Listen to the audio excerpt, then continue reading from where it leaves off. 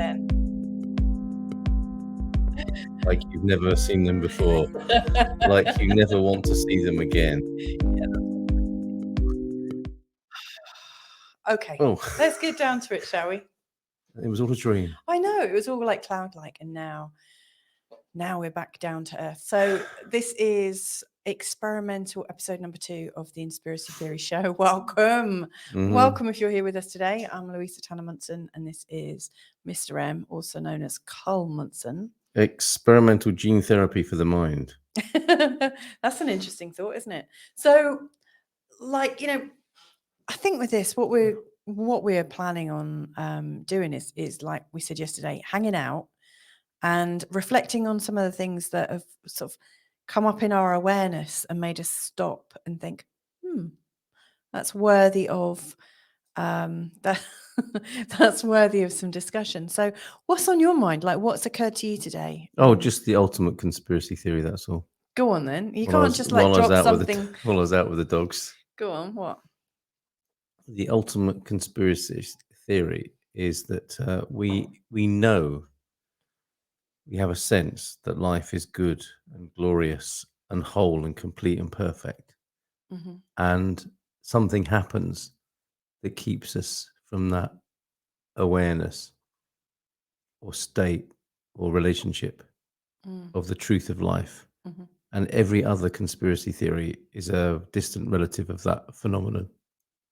Hang on, can you kind of walk me through this in a nutshell kind of way? That was the nutshell. Oh, okay. That was the nutshell version. You've clearly. You want the bag of nuts version? Yeah. I mean, you've clearly like got it in your head. With dogs again. You've been walking with the dogs again, getting all philosophical and smoking. No, I don't. All of this is organic and natural. So that's come up in your awareness, and I don't necessarily think, obviously that's what this means. Like, I've thought this, therefore this means that. So can you just pace me through it? Yeah. The ultimate conspiracy theory, the UCT here, as first shared with the world on the Inspiracy Theory Show, now available on Spotify. Oh, and do you want to go out on Telegram? Or you're not bothered today? Did it actually we have a work Telegram? Yesterday? No, it didn't, because there was a button I didn't press. Oh. But I'll be less tired. I won't have had any wine, and I'll do it next time. But we've started a Telegram group in case anybody wants to chat freely and uncensored. And what are the other benefits of being on Telegram? You feel like you're maybe an original thinker. It's not actually true. It's just you feel like it, like Signal and Telegram. Okay. Yeah. All right. Ultimate conspiracy theory. You feel like you're saving the world somehow, even if you might not be. Just like when we were on Facebook at first, right? That's changed, isn't it? Everything has its time, doesn't it? Yeah, that's right. It'll soon be a time when. Funnily enough, everything has its time. Links into what I'd like to share with you today. Okay, go on. No. I want to hear your ultimate conspiracy theory. It's quite a good. Your UCT. It's quite a big idea, isn't it? The ultimate conspiracy theory. Well, it's a bit arrogant almost. Oh yeah, no question. Like you found the ultimate conspiracy. Guilty as charged. Yeah. The and that I know I can come across as arrogant and smug, and I've always had that problem in my life, the proof is in the pudding. That's why I've never been taken seriously really as a spiritual teacher, as much as I've wanted to be secretly, is because it's all sort of pomp and arrogance and smugness, and people probably energetically or look at my life and go, what possible grounds does he have to say these things? It's funny. That's something else we can talk about, isn't it? Well, that's why my book was never a bestseller. I don't know how Eckhart Tolle manages it, by the way. I mean, but anyway, that's another matter. Is that the wind? Yeah, I think so. Crikey. Or the alien invasion that was meant to happen today. Is there a really bright light by the window? That's not the ultimate conspiracy theory. No, come on. Give me your ultimate conspiracy theory. The ultimate we are going to limit these conversations 30 minutes, yeah. Not 30 seconds, 30 minutes. Yeah. Okay, the ultimate conspiracy theory is that we as human beings with our human consciousness know that life is good and glorious and whole and complete. How do you know and that perfect. I agree that I think babies know that. Like, they come out and okay, let's when they look there. At the world, they well, you don't know that, you see. You don't remember being a baby. No, that's true. And you're projecting onto the baby because you don't want to take responsibility for it. But let's not get distracted, and let's not have me being arrogant and smug any more than I need to be on this occasion. Okay, go on. So let's go with it. Yeah. Okay. That we know as human beings, and our human consciousness that separates us from the other, would appear to separate us from the other beings on the planet. Yeah. Or in this reality that we share with other beings. We have this consciousness and awareness, and that conscious and awarenessness allows us to be familiar and aware that life is good and glorious, and all the beautiful things that keep us living and alive, because without them, I think we'd have long perished. We have an ideal, don't we? A platonic ideal, is it possibly, of life, that it is good and great and glorious and whole and complete and perfect. And you've defocused. Am I hypnotizing you with how No, I'm listening. I'm really listening. Right. I'm focusing on your face. Oh, because you're looking at the screen, aren't you? Yeah. It's weird having a conversation with somebody who's looking at a screen. Well, because you are looking at me. I am actually looking directly. You're looking at a representation of me, which is another rabbit hole. There you go. So there you go. Thank you for that. That was a lovely bit of eye contact. So we have this awareness that life is good and great and glorious and whole and complete and perfect. And those are words that somebody in a different language wouldn't understand. So it's the words point to this state of union and bliss. Again, words, they're just words, but they're indicative of a state, aren't they? If I say bliss or depression, you have a sense of those respective states.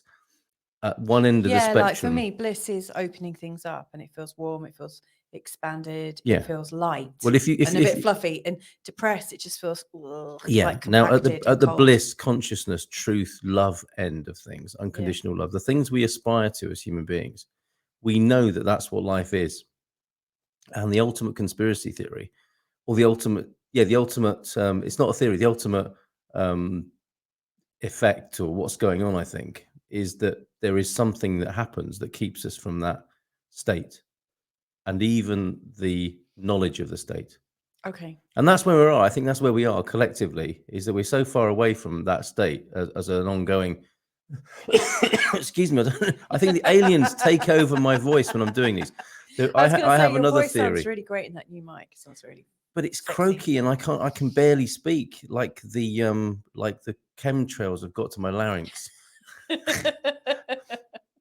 Anyway, so there we are. We have this. What you said about babies, I agree with you. I've heard this. Babies gurgling away, unfettered by the concerns of adulterated life. Yeah, until we learn that it's not safe. Well, there's the conspiracy theory. Something happens to break the ongoing connection. Yeah, like. And we are in the dark age. I think foreskin getting butchered, or. That would be one. that would be one possibility. Yes, to really ground you and have you in this. Or reality. To have a very difficult, to experience pain like immediately after birth, and that sense of separation from your mom. All of that. Now, so that's the daddy and the mummy. It is the theory of all theories that there is what is everything that is good and great. And then there's everything after that. So it's not like that's a spectrum. There is just the state of oneness and truth. Yeah. And then I think is it Rumi who says, after love, there's everything else. So love is the original state. To be fair, you could just say anything that sounds really cool and then say, "Oh, I think Rumi said this." Yeah, okay. But it does add weight when I say Rumi said it. Okay, it helps sometimes. And then for other people, of course, it doesn't help because they just think, "Oh, what a wanker. He's throwing in a Persian mystic just to make himself sound better." Yes, Rumi in here. So he's the one who said beyond right and wrong, there's left and right or something. There's a field. Yes, I'll see you there. Okay, so there, let's consider that there is the place of all freedom and truth and love and beauty. And then the ultimate conspiracy theory is the mechanism or the happening by which we fall from that. The fall from grace. Exactly. And that is our life. That is our ongoing and daily life. And I think the problem we've got with our Western culture and dominant culture is that most of life is a distraction from that truth. Yeah. So it doesn't matter really that much to you. Pick any dominant conspiracy theory X, Y, or Z. It doesn't really matter that much to you and your life unless you're directly connected. But what does matter to you is your break from truth, consciousness, and bliss. And that's what upsets you so much about whether a man landed on the moon or not. Okay.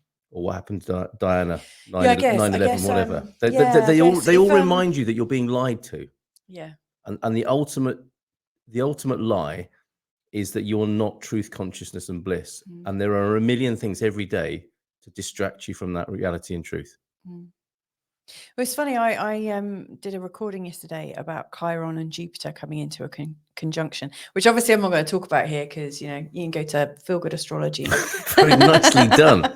Is this whole thing just there. a ruse to get people going to your astrology channel? No, not at all. Like this is just us having some fun, isn't it? I hope so. Yeah, totally. But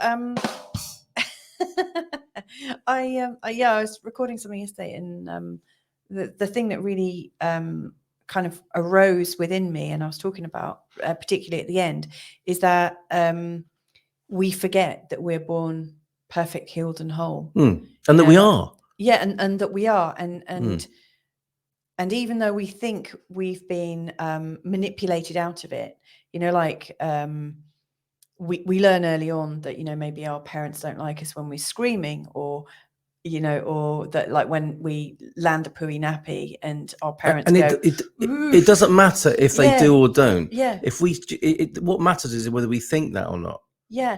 Like we start to make these little survival based changes, and we start to think, oh my goodness, when I do this, like it would appear I'm not perfect. The wholeness of me is not acceptable. Yeah. And so we start to like tweak ourselves into this little and then look lie. And then you have in front of you two people on the screen who, after decades of this sort of behavior, very rarely remember that they are truth, consciousness, and bliss, but do have a sense of it, which is enough to keep them going and doing stuff like creating a podcast called the Inspiracy Theory. Because we do know that is truly us, don't we? Even if it's a very distant remnant of a forensic trace of that, we still have that fragment, don't we? And that ember can be wafted into a flame from time to time. And that's where we're at, I think, collectively. And that's why we look to the mystics. And that's why we look to celebrities, because they would appear to be happy. They've got the things that would suggest they should be happy. So we want to emulate them, and some people want to emulate masters. We talked about being awakened, didn't we, yesterday? You mentioned awakened people. And that's oh God. Wow, you're really suffering. I'm seriously, I think the Anunnaki or whoever it is grabbing my larynx because I'm speaking the truth to the public here. Truth to power is being messed about with and making me cough. But yeah, awakened, I don't think there's any other awakening than the awakening to that truth that we're talking about now, that we are kind of perfect, good and great, and all is well on one level, and life is good and beautiful and has integrity and is just perfect, just so mind-blowingly perfect that if you could really sense that now, you would probably evaporate. And that's probably a good reason not to know that right now, and that maybe that's why it's a process. You know that scene from The Secret? Do you remember when the guy says, if we could just manifest an elephant every time we thought of an elephant, and there's a chair with an elephant in it suddenly? That would be pretty messy, wouldn't it? Well, yeah, but I think that's we indicative. were reminded of that actually, weren't we, a few months ago? Because we've got a 4-year-old who gets a bit narky sometimes, like he loses his rag, in the way that youngsters do, because they can't express themselves fully. And he said, in this like fit of like really fed up, he all of a sudden announced, I'm going to destroy the earth. I'm going to destroy this whole planet, because he's so angry. And it was as if he could, wasn't it? In that moment? Yeah. Like in that moment, he really almost thought that he had the power to do it. Yeah. And thankfully he didn't. Yeah, and we laughed because he would have done, wouldn't he? A bit like Joe Biden and Putin and Zelensky. They all feel like they've got that power, like our 4-year-old. They are 4-year-olds, aren't they, in their own way? Wow, yeah, maybe. I mean, it was a good little sort of dynamic, really, to point out to the other two kids that's why we don't always stop laughing. That's why sometimes our manifestations take a while to materialize, because we want to check that it is really right for us, don't we? Yes, we do. We need to know. So anyway, it was interesting that you were talking about like the justification of how people will think, oh, what's he up to? Why is he being a guru today? Why is he talking about all this? You Who, don't look me? like much. No, you were joking about, how What's he up to now? yeah, like Plonker. in the past, like Oh yeah, trying to be a spiritual teacher and all that sort of stuff. Yeah. yeah. And it's funny, isn't it, that we often feel like we have to be like we almost need the proof of the pudding. We need to look the part, we need to sound the part, we need to have a perfect life, we need to do this, that, and the other. I'm actually really giving myself a lot of kind of forgiveness just to be me at the minute. Cool. And kind of laughing about where I'm really pretty awful. Like we were talking today, I went out with these ascended people today. Like you do. Like fully awakened people. And yeah, it was actually quite lighthearted in many places. But I got this, this is what I wanted to mention today, is I got this real clear signal as to where I'm going and where I'm not. So like, for the last year or so, I've been beating myself up a little bit because I haven't had a clear vision as to where I've wanted to be or where home might be or where we belong. I mean, that's really hurt you a lot, hasn't it? In the time we've been together. Yeah, it has. Like this sense of like, where's my belonging? I know I belong to you and the kids. And when I say belonging, that makes me sound like I belong to you, like a flipping slave or something. But that's based on choice. Like I feel like I'm part of that pack. I love that. So I'm really clear on that. I'm part of the Munson team. I love that. But there's also this sense of, but where do I belong geographically and culturally? And, because like we moved to Portugal 5.5 years ago. I'm not entirely sure I ever really felt British. I lived in France. I thought you were going to say, I'm not entirely sure if I really wanted to come. No. But you did. I lived in France for 5 years and I really felt like I belonged there. I lived in Bali, Indonesia. I felt like I belonged there. But I also had that sense of connecting with the country maybe in a different way because I was single then. And so, like when you go somewhere, you experience it more fully. And of course, what I'm really experiencing in our life here is the family and then my work. And, when we do socialize, but obviously we've got a small family. So, we don't maybe do that as much as we could. And so like that sense of belonging, like, where do I belong? And we've lived in so many different places. And, for a lot of people, we can, well, maybe I should just talk for myself.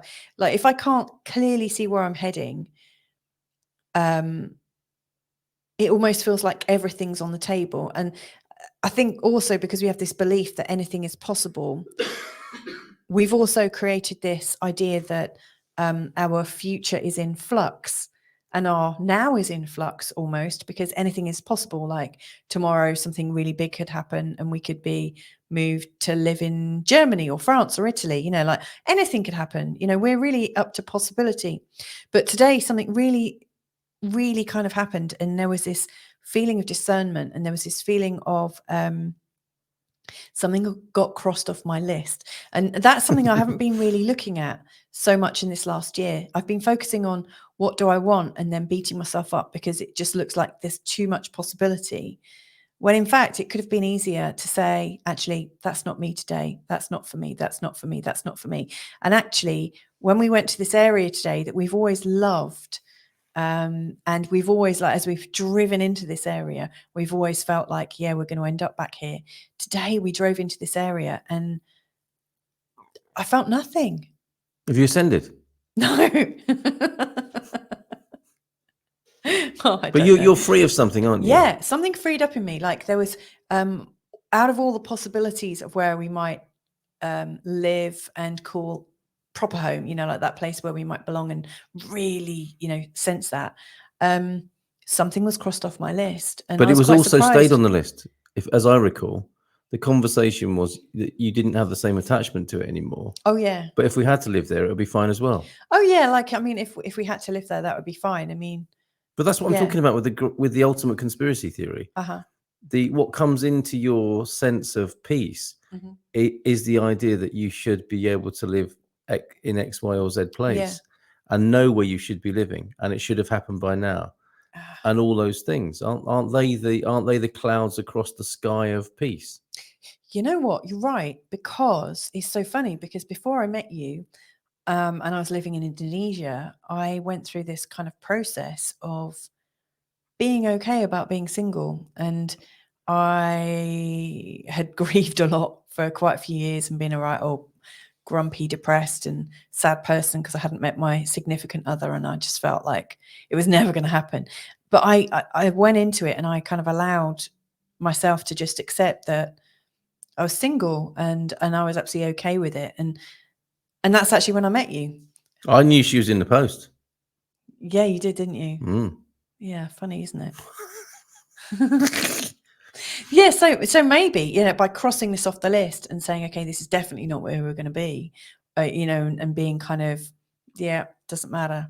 If it happens, it happens. If it doesn't, it doesn't. But Maybe I've created some anything freedom. that It matters. would be, If you make I will anything fall matter, off this chair if like we end up with this dream house there. That would be so funny. well, yeah, and that could happen. I don't see why that couldn't happen. And Yeah. as I recall, that's what we said today. It would still be a great place to live, Yeah. but there's not the same burning problem Or with it, or Yeah, neediness yeah. about it. And so it's all is well. You know, where we live is great. I loved returning back to where we live, and I've never Yeah. been so comfortable in a house I would never have chosen. Yeah, crikey. Than I mean, do you remember that we big are old now. row we had, like in the UK when we first met? It's and- not the same as that. You know, It's like, so not Epsom in Surrey, yeah. but it looks like it in some ways. Yeah. And it is what is it? What was it called? Truman Show Street. Yeah, Be careful which house you go into, because they all look the same. they do. You know, and I never imagined I would be living in a house of this kind, and here we are with a 3-year lease, and it's fine. It's absolutely the Yeah. best place I've ever lived, because I allow it to be so. Mm. Against, and something's more important than that. You know, it is I get to experience freedom and joy a lot as a result of being in this house. Yeah. And then, to me, in that way, it's a great house. Yes. It's not intrinsically great. I mean, I don't know many houses that are intrinsically great. I think so many houses are a product of the rational mind, Yeah. and they're all pretty hideous, aren't they? Because of that. I find the way houses have been arranged, you know, with like separate rooms for separate things. Exactly. That's I find it really rationality. annoying. That's the worst. It's the worst of the thought process of humanity. I mean, the way we live is we pretty much we all just like. You know, if it was mapped out by AI, Yeah. we'd have an entirely different shaped house, wouldn't we? It would be on one floor, Yeah. and it would have a central area with little rooms off it, because that's how we live. Yes, in actual fact, that is actually how we live, isn't it? yes. It might And not but be for everyone. we've adapted to that in a rationally designed house. Yeah. The architect and builders of whom we've never met, because it's just a marketing process. Yeah.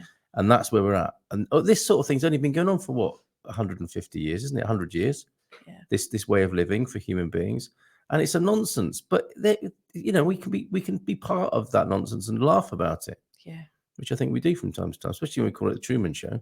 Well, we really do, and I guess, you know, testament to the fact that we've got all these rooms, and we're not quite, you know, the layout of the rooms don't quite suit how we actually live. We're always changing the purpose of all the rooms, aren't we? You know, there's there's about things. 4 or 5 rooms, and they're always shifting. Well, yeah, you can purpose. come down one morning and find it shifted by me, can't you? Yeah, definitely. Yeah, and you know, this is a rational house, and it's like so many things in this age, it is the least worst. Yeah. It's not the ideal, it's the least worst. Yeah. And I think that's where we're at the moment. Yeah. We are settling on the least worst, aren't we, with so many things in life.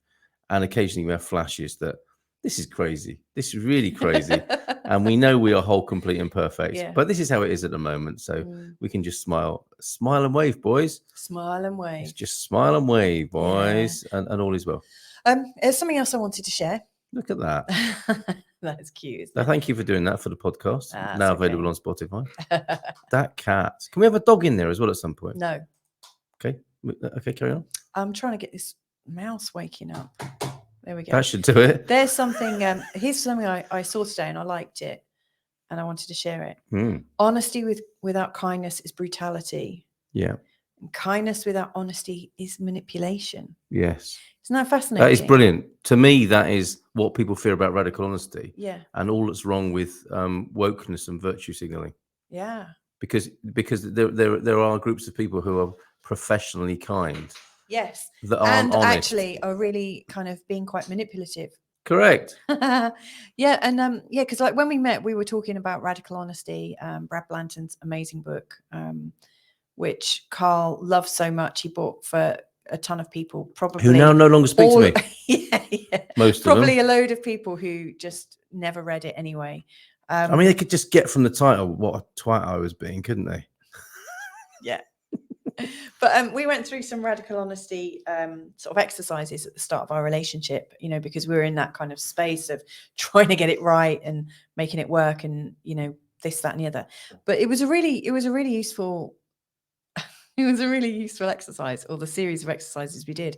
Because one of the things that we learned, about being honest, the Radical Honesty way, from my perspective, is to tell the truth and stick around to clear up the mess. That's the kindness, isn't it? That's the kindness, I think. And so, yeah, what I learned from that, in us talking, was that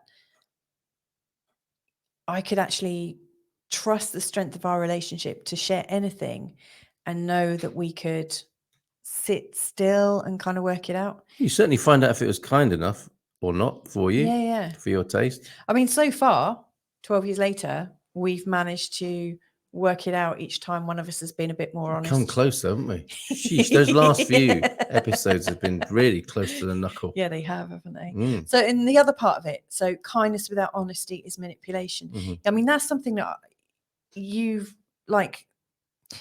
when we've been, and maybe this is something that we talk about another time, but because we've only got less than 4 minutes left, but the idea, it's 3 minutes. The idea that I've always thought of myself as a people pleaser, and we've been exploring the idea of victimhood and people pleasing and this, that, and the other. And I had no idea that I might have actually been manipulative. Oh yeah, you hate it when I call you manipulative, don't you? Yeah, in the heat of the moment. Yeah, and that really never occurred to me that by being kind, that maybe that was also manipulation. And so that's something I'm happy to own in my shadow and really consider. But it's okay. I mean, yeah, it's totally okay. We do that to survive, don't we? Yeah. And to see it as a manipulation freely without judgment or self-judgment is fine, I think. Yeah, totally. But it's a horrible word to hear, isn't it? I mean, and it's a horrible word. Yeah. I think it's a horrible word for women to hear. Definitely. Because it has been, it has been such a terrible judgment. Yeah. And so it is clearly a trigger word. But when it can be examined freely, I think it can be very liberating, like most of the big triggers, right? Yeah, absolutely. Last thing that I want to share just before we go is I got the sense that we might be about to be moved somewhere. Seriously? Yeah, because now I'm falling in love with my Truman Show house. Since we've been together, we've had these amazing strokes of luck where we've been invited to live somewhere or participate somewhere, and it felt really free, and it really kind of changed our fate.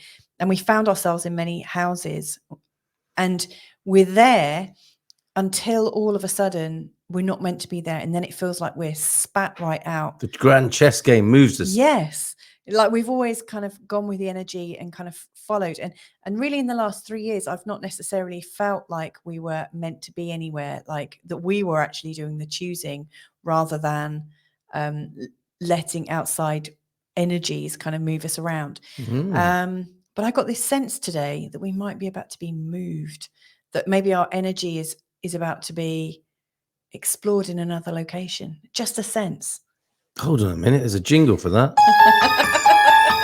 There's a jingle for every occasion, and that's that one. That's awesome. Okay, I've got a final thought. I was going to do this one, which I'll hand over. This is because this is connected to the ultimate conspiracy theory. I like this guy, Seb Lee, on Twitter. But let's just go with this as the last one, because we will stick to 30 minutes, which I like this format.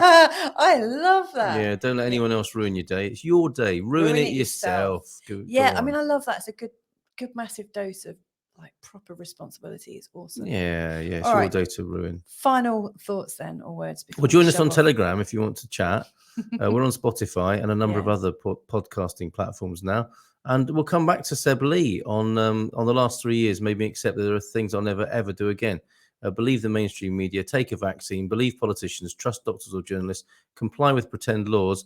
And I think the supreme one, which is the most important one here, is let demons feed on my fears. That's the biggie. That's the ultimate conspiracy theory. It's completely connected.